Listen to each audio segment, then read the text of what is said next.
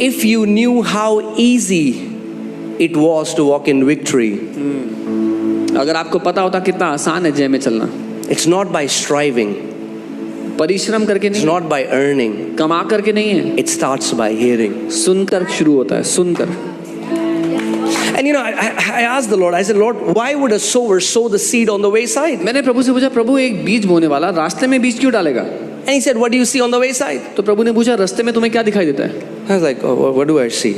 Nothing valuable. Do you see gold, silver, precious stones? कुछ कीमती नहीं मिलता, सोना No, चांदी. you see trash. आपको कूड़ा करकट दिखता है.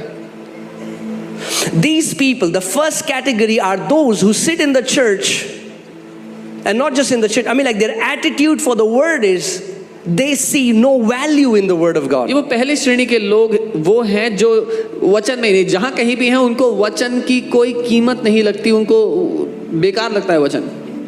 They see no value. उनको उसमें कोई कीमत They don't नजर नहीं come to आती. church to understand the word. वो कलीसिया में वचन समझने नहीं आते. Because in a different passage in Luke it says, these are those who don't understand the word, and then Satan comes. Satan cannot steal the word from your heart at his will unless you allow him. क्योंकि एक दूसरे अनुवाद में एक दूसरी जगह पे वचन कहता है कि जब वो वचन को नहीं समझते, ये वो हैं जो वचन को नहीं समझते. शैतान अपनी मर्जी से नहीं कर सकता.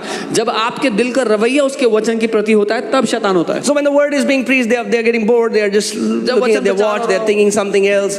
वो बोर हो रहे हैं, कुछ सोच रहे हैं, कुछ कर रहे हैं. And spiritually, the seed that was sown, Satan immediately comes because he knows what will happen if the word enters your heart. और आत्मिक रूप से जो बीज बोया गया था, शैतान तुरंत आ जाता है क्योंकि उसको पता है जो बोया जा रहा है अगर आपके दिल में चला गया तो क्या होगा. So who are these? Who are these first category? They are the casual hearers of the word. They hear the word loosely. तो ये पहली श्रेणी के कौन लोग हैं? ये वो लोग हैं जो वचन को बहुत ही हल्के में लेते हैं, बहुत हल्के में सुनते हैं.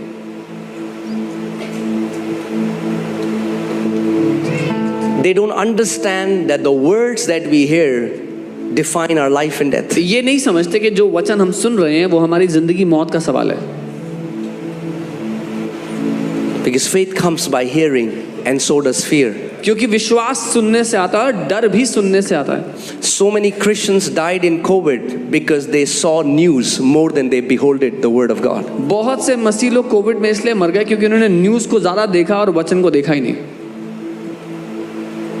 I see young people love worship, and that's awesome. मैं देखता हूँ जवान लोगों को There's a worship concert, they will go there, they'll dance for 4 hours. When the word is being preached, they will not pay attention. वो आराधना के concert में जाएंगे, 4 घंटे नाचेंगे आराधना में, लेकिन जब वचन की बारी आती है तो ध्यान भी नहीं देंगे.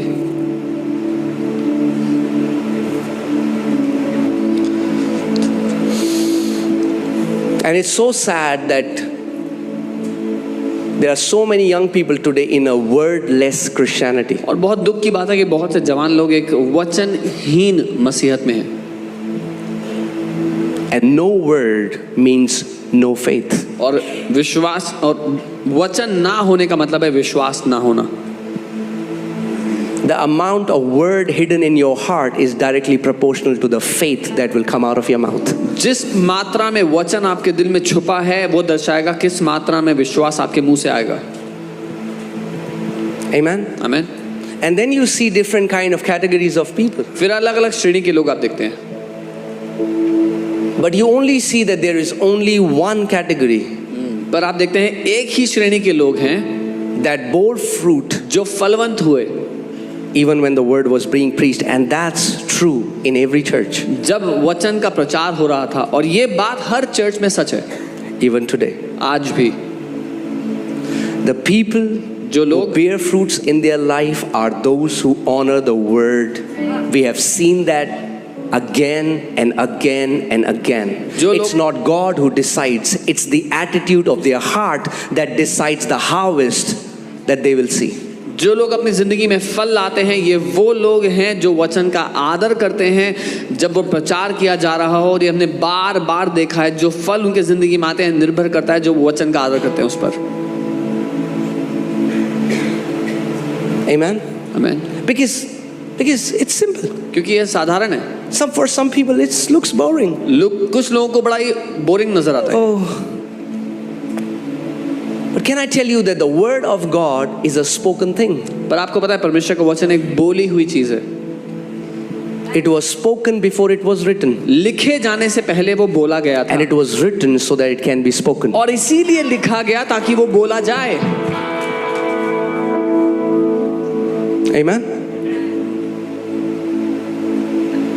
So when God created everything, जब परमेश्वर ने सब कुछ बनाया, He created everything through faith. उसने सब कुछ विश्वास के द्वारा बनाया. And faith, I've told you, you know, I've written a book about it. मैंने इसके बारे में किताब लिखी है. Faith is not just mentally agreeing to something. विश्वास केवल दिमागी रूप से हामी भर. So many Christians, they say, yeah, I have faith. I have faith, बहुत Pastor, I से believe. हाँ पास से मेरा विश्वास है, मैं मानता हूँ. I believe. मैं मानता हूँ. No, but just believing is not enough. केवल मानना ही काफी नहीं है. Come on, tell your neighbor. Say, neighbor, just believing is not enough. बोलो पड़ोसी, केवल मानना ही काफी नहीं है. You have to confess what you believe. आपको अंगीकार करना होगा जो आप मानते हो उस बात का. Can you put Romans 10:10? Romi 10:10. The Bible says, for with heart one believes for righteousness.